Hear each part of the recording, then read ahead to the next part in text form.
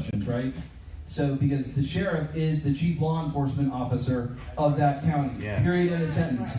And I love his sheriff. It's Walton County. It's in the the redneck Riviera part of God's country. Said that everybody there serves at the pleasure of the sheriff. Okay, I'll take that. Yes, absolutely. Sheriffs were elected in this country starting mid-17th century. And law enforcement in this country was pretty much elected by the sheriff. When you think we're in the Wild West here, right? So, if anybody's seen Blazing Saddles, right? They didn't want to elect another sheriff to get him killed. This is how the governor sends them. Why get any of ours killed anymore, right? So, but there's some truth there, right? You elect the guy to protect you, to protect your rights. Amen. So as cities got bigger, police departments were stood up, and the problem with police chiefs and state police commanders and everybody in the federal law enforcement system, and I got a story about my last chief, right? They answer to somebody else because they were appointed, they were hired. So if a senior executive or even an elected official, a mayor, a governor, a president, can fire that guy if you're not doing what you want him to do. You don't get to fire a sheriff because I work for you. I will work for you. I will tell CSPD to pound sand. Nice. I will tell the feds to pound sand. I worked for them for 24 years. I know what they do. I know how they do it. It's always tethered to money. And the local county mountie does not work for any federal special agent in charge, resident agent in charge, or Border Patrol System patrol agent in charge. Did I get it? Absolutely. That's the right answer, sir. Gun rights. How you get protected. Amen. So, yeah, I was going to try and get to some of my platform issues, right? And that was like, I figured that would be. So, the Second Amendment is one of the shortest amendments in the whole Constitution, right? You'd think I know how many words it was. I counted them once. It's either that or the ninth that's the shortest. Last four words. Will not be infringed upon. Shall not be infringed. So if you want to know my stance on gun rights, the Second Amendment, it's right there. Shall not be infringed. Period, end of sentence. That's it.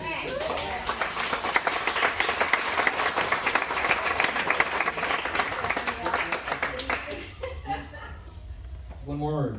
Of course, and because the most important thing here tonight is this.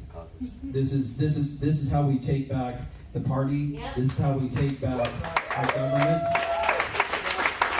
And this has to go viral. But I'm happy to answer any more questions, afterwards. Thank you. Right. Thank you, Todd. Okay. Like you said, important. I've been learning a lot lately. I'm pretty excited about it. I'm going to run for precinct leader and delegate. Woo! And I'm going to learn how to do it tonight. So, here you go, Cheryl. My name is Cheryl Kekritz, and I am pleased to be the one to introduce Brad Collins. I know a lot of you already know him, and he was a warrant officer in the U.S. Army, and he has been involved with the Republican Party in Colorado, El Paso County for 13 or 14 years, and he is also a subject matter expert regarding the political system here in Colorado. So if you want to know anything about politics, this is your man. He also has served 2 tours in Iraq with the 2nd ACR and the 3rd ACR. I don't know what that is, but I'm sure somebody will tell me. But he is a wonderful man. He's just become a recent friend, and I'm very thrilled that he's here this evening.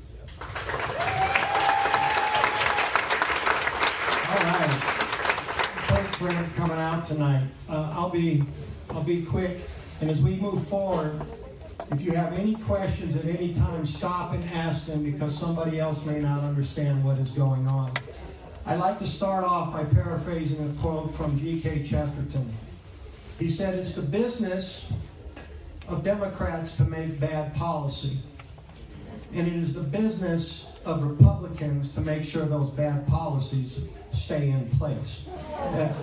And as I move along, and it's not meant to offend or alienate anybody, but as we go through, a cognitive dissonance is another word you're going to learn, you're going to have to understand. Show of hands, how many people here have ever attended caucus? Okay, quite a few of you. Those of you that have attended, how many have served, are currently serving as precinct leaders, or done delegate? Okay, a good portion of everybody. We have a lot of room for growth in here. As it says up here, the caucus is the most overlooked process in the political system. Of course, the most obvious question is, what is a caucus? Caucus is just simply a closed meeting, and it's determined by your political affiliation and your geographical location, just where you reside. And to participate in caucus, this is important. If you must be a Republican or a Democrat to participate in caucus. If you tend to vote Democrat, but you're not a Democrat, I would tell you to go ahead and affiliate with Democrat. And the same thing goes if you are not a Republican, but you tend to vote Republican. I would go ahead and affiliate with one of those political parties. As we go through this, you'll see that is where your voice is the loudest, and that is where you have the most influence. Your residing location is simply referred to as a precinct. Has anybody ever heard the term precinct strategy bandied about? Precinct strategy. Well, this is what this is about tonight. And here in the state of Colorado, of all the 50 states in the Union, we actually have the most intimate political process of all 50 states. It is the biggest grassroots process, but is underutilized, and I will show you this as we go along.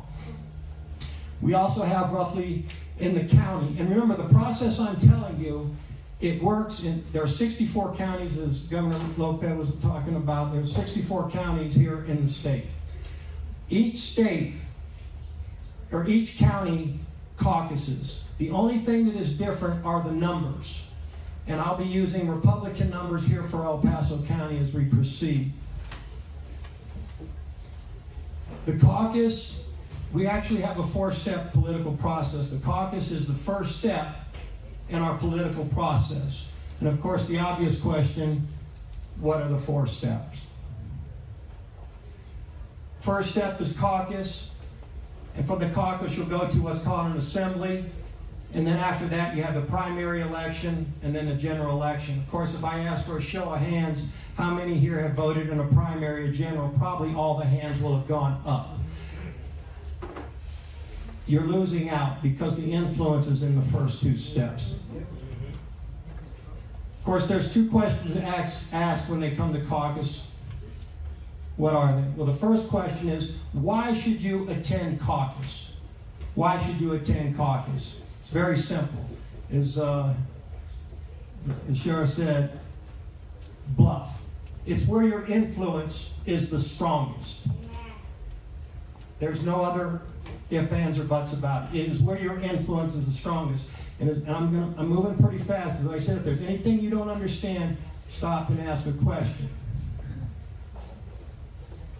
There's about 165,000 registered Republicans here in El Paso County. All 165,000 registered Republicans are eligible to come to caucus, which is the first step in our process throughout the 300 counties. If you've never heard me speak, this question is for you. How many of those 165,000 that are eligible to attend do you actually think come to caucus? Throw out some numbers. 3%? 300? 30? No. 3% is real close. Oh. Less than 3,000. Okay? 2%. Now this 3,000 is actually a high number.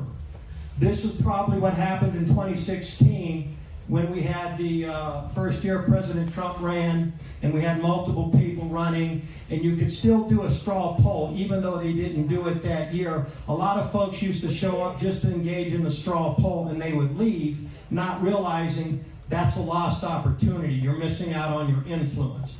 But less than 2%. So in other words, what we're telling you is only 2% of the Republicans in this county are mandating to the other 98% who you get to vote for. 2%.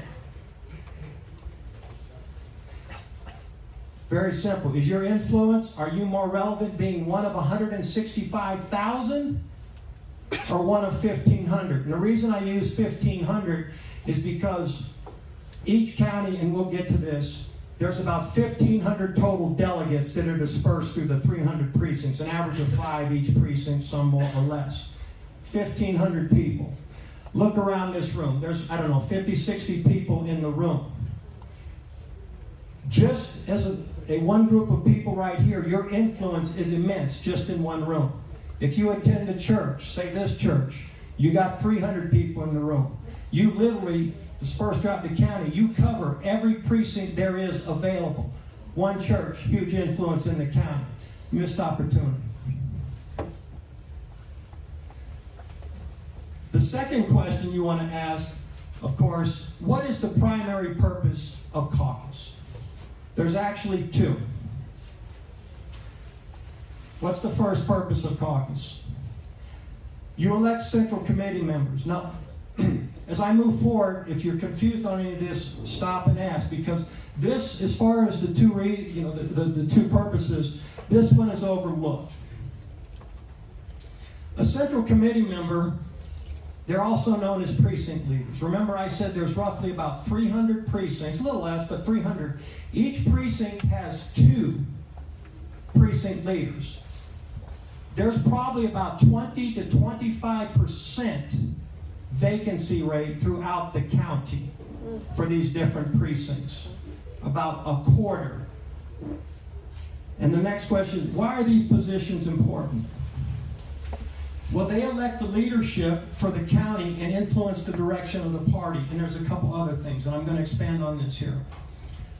Remember, there's 64 counties here in the state of Colorado. Each county has an autonomous GOP and DNC for the county.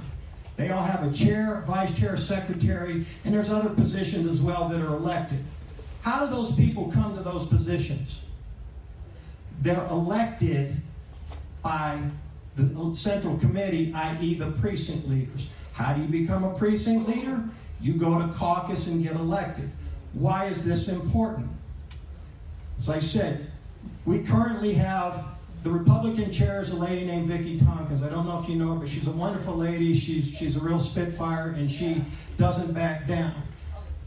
She gets attacked constantly from what would euphemistically known as the swamp, and they're doing this intentionally to try to get stepped down. The more you get involved, the more you'll see how the sausage is made. But what else? The other aspect of being on the central committee is you also make up what is called the vacancy committee by virtue of being a precinct leader. What is a vacancy committee?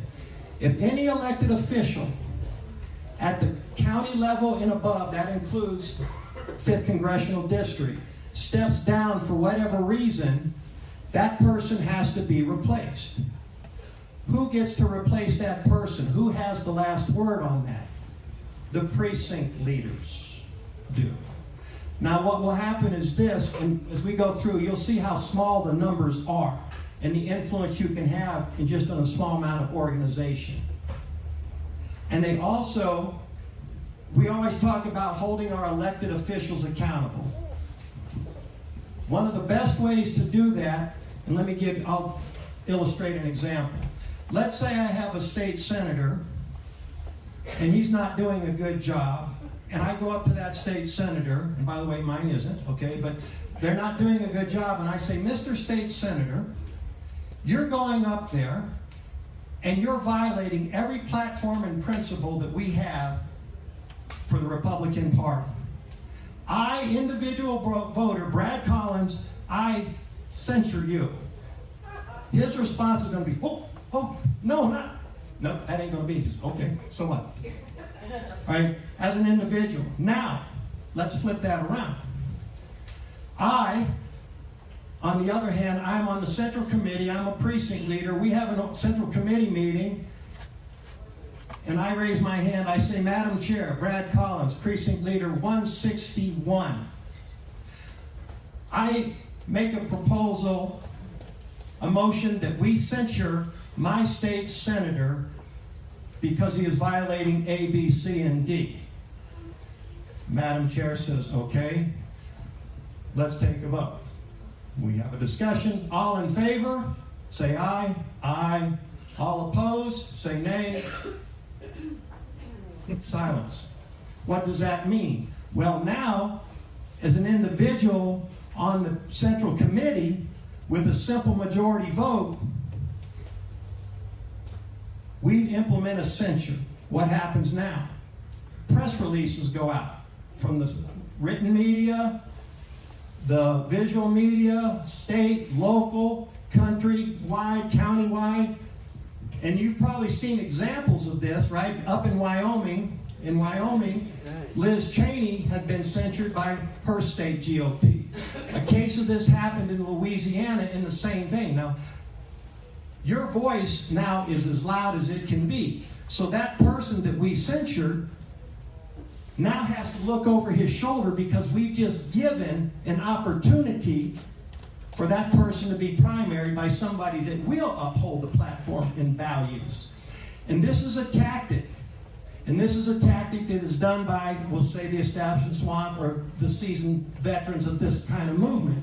And this has been done against our chair. They send a letter to the press complaining about something, so it gets written up in the paper. Nobody really cares. What will happen is if that individual goes running for office, then they pull that out to use as a campaign issue against that person. And it works in the same vein.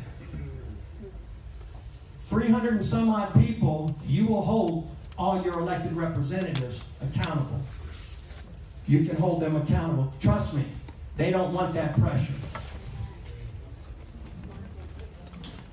The second purpose of the caucus is you elect delegates at various levels. Delegates determine who will represent us. We see names on a ballot running for office at the county level. Actually, it's at all levels, but the county level above. There's two ways those names get on the ballot.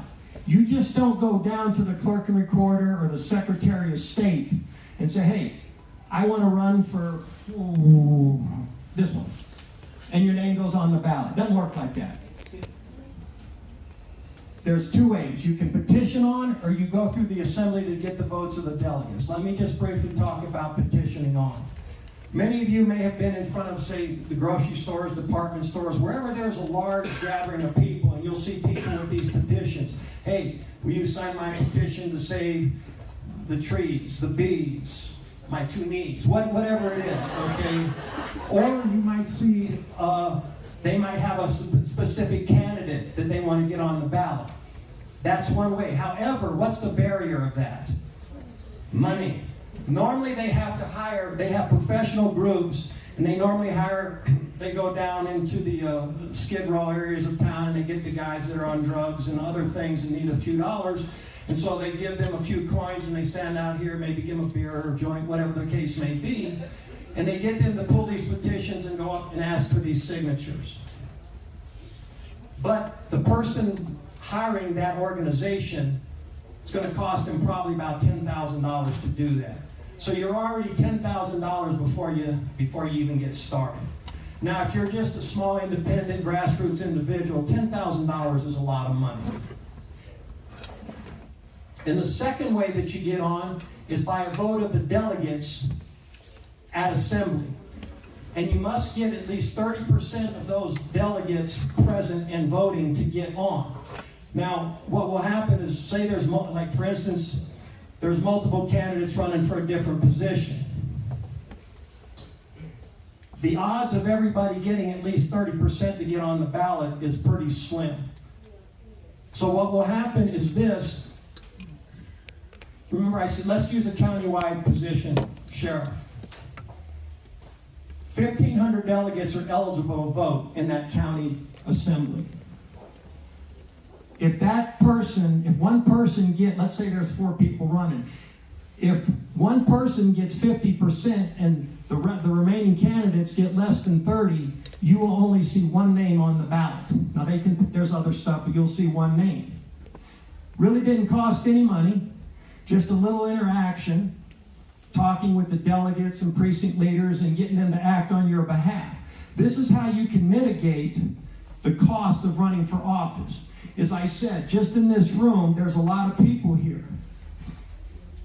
Real quick, how many people in here are a registered Republican? Okay, none of you? All right. Let me ask you this question.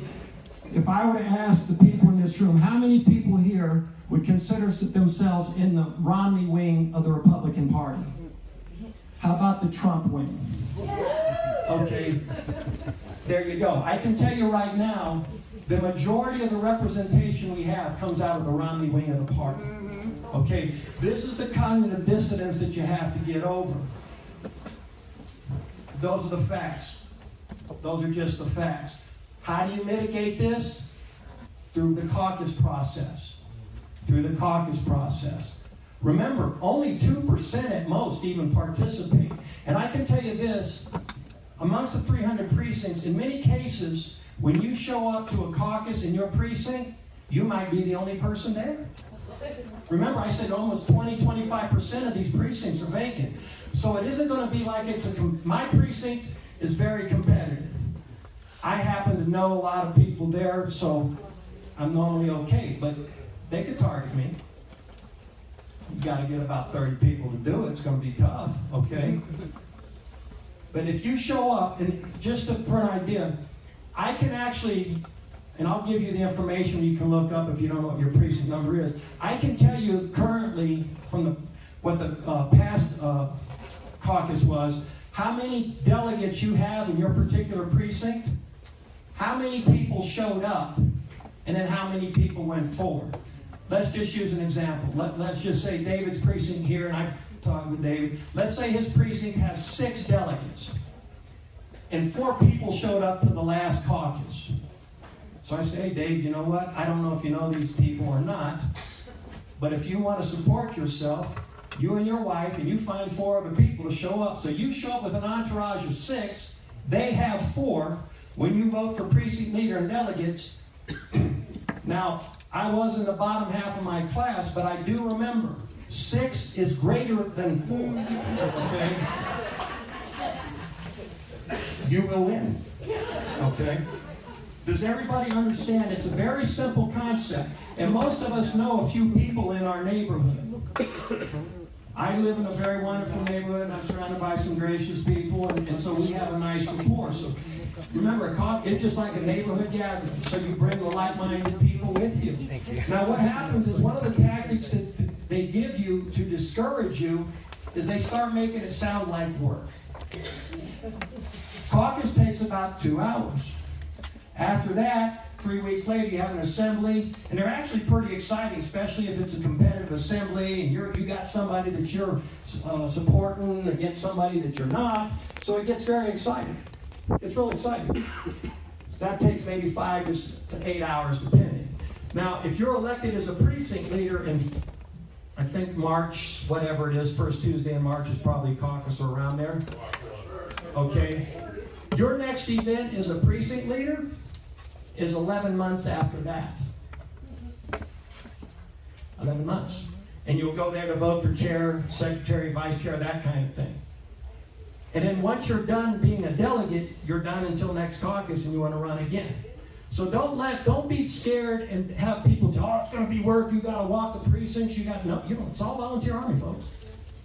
If you got somebody you want to walk the precinct for, be more than happy to do it. I'm torn up. I hurt myself walking to the mailbox. I'm not walking in the precinct, okay? Ain't happening. I've been physically spent. I'm done. That's right? You betcha. Okay.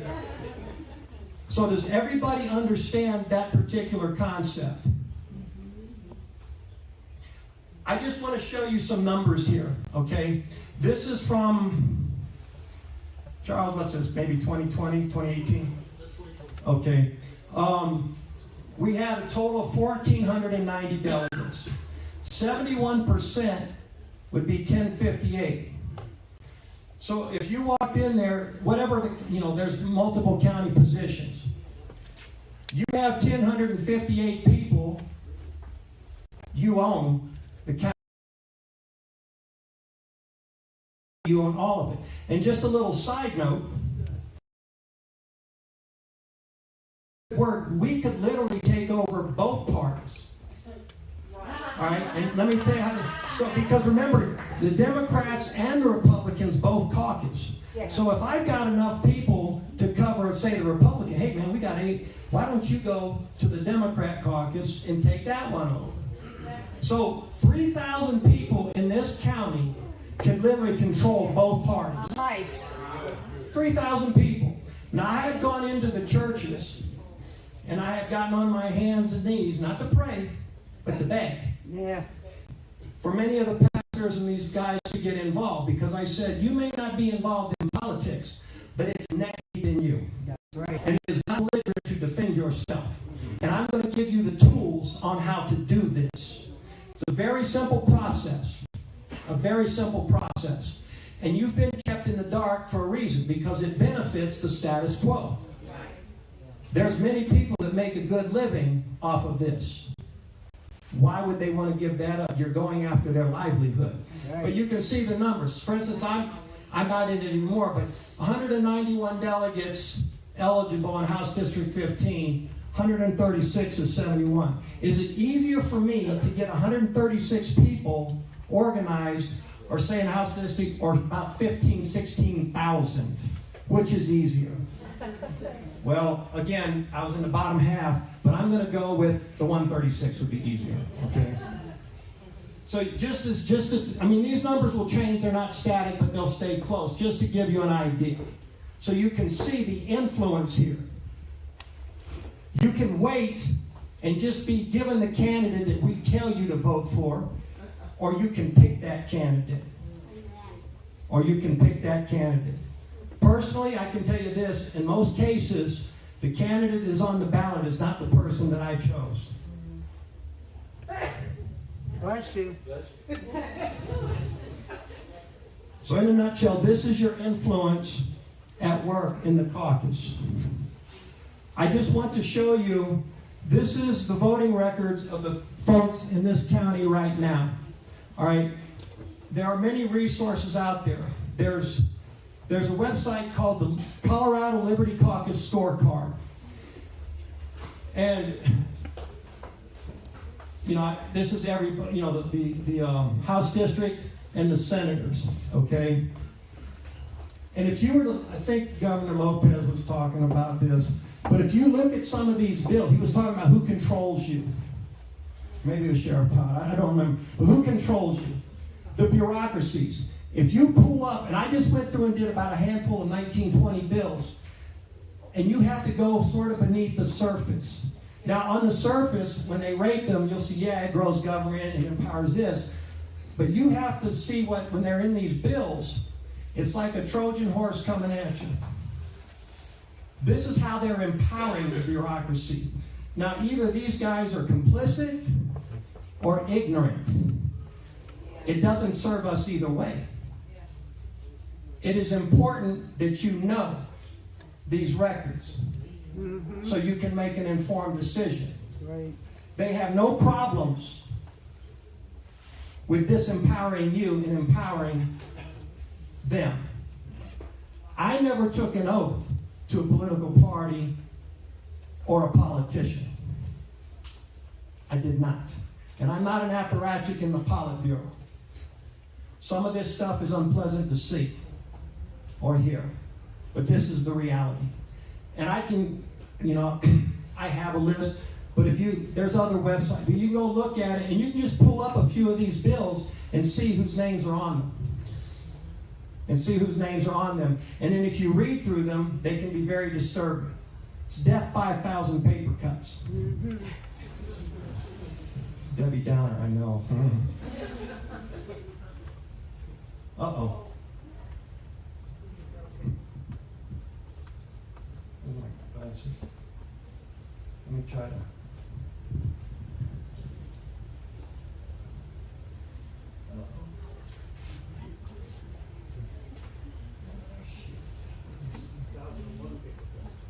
Yeah.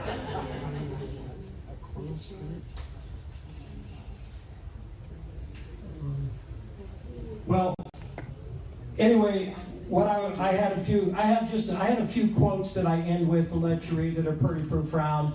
A couple of them from Plato and some from Sun Tzu. But at this time, what I want to do is solicit any questions of anything that may have been confused. Yes, ma'am. So you mentioned going over into the Democratic caucus, but don't you have to register as a Democrat? Yeah, no, that you do, right? But what I'm saying is this. For instance, let's just say the precinct that I'm in. It's very active. I say, okay, we got this amount of people. Hey, go ahead and register Democrat and attend their caucus and take it over. So, right now, the only stipulation would be you register before January 1st. I'm just throwing that out just to show you the influence you can have. So I've been told, though, that the unaffiliated people, their votes can be, if you want to affiliate with the correct party, because I've been told that they can flip your votes if you're unaffiliated. No, the way this works is this. You have to be an affiliated voter you can go to caucus. You can go to a Republican caucus. If you're not a registered Republican, you have no say in that caucus. And the same thing in a Democrat. What I was just pointing out is the numbers. So let's say we have 3,000 people organized throughout the 300 precincts. Hey guys, we have 3,000. You have that are in these particular all these other go ahead and register. I've just given you that as kind of a visual, all right? But the Democrats and the unaffiliated can vote in the Republican primary. Okay. How does that allow the Republicans to choose their candidate? The Democrats, no, the unaffiliated, if you're unaffiliated, you'll get 2 ballots, okay? Now, here's the way this works. I don't have the numbers up there anymore, but if we're active and we get our candidate on the ballot and there's only one candidate because we got that person on through a 71% or more vote, it's only one candidate.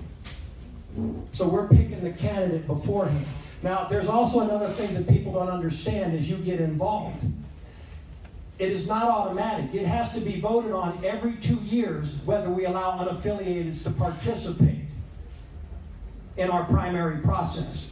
What happens is this year there was a concerted effort. I'm on the State Central Committee, and I forgot what the vote is. But if you get more involved, and everybody else in the county does that, when you go to the State Central Committee, hey, do we want to allow unaffiliated to vote in the primary? No. That's over. But the game is played in the caucus going to the assembly. If you have the majority of the delegates, 71% or more, the opponent is not on the ballot. You only get one person on the ballot unless they get 30% or more. Then you'll see 2, and then that's where it would be effectual. They petition on. Yes, they can petition on. And what will happen is normally, for instance, Congressman Lamborn will petition on. He will petition on because he was caught off guard, and I forgot what year it was, and somebody nominated from the floor and just about knocked him off the ballot like that. And now he has an opponent running against him.